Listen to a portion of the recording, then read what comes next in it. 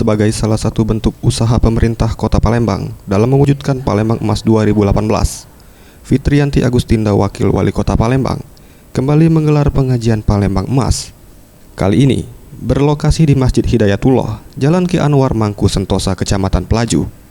Ditemui usai kegiatan, Fitriyanti Agustinda menuturkan, selain untuk menyerap aspirasi masyarakat dan menginformasikan terkait pembangunan di Kota Palembang, kegiatan ini merupakan media bagi Pemkot Palembang untuk terjun langsung ke tengah masyarakat dan membuat Pemkot Palembang dapat bersentuhan secara langsung dengan masyarakat dan memberikan bantuan.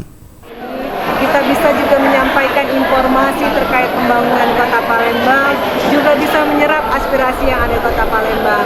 Sehingga kegiatan-kegiatan seperti ini sangat bermanfaat sekali, sangat bisa bersentuhan dengan masyarakat.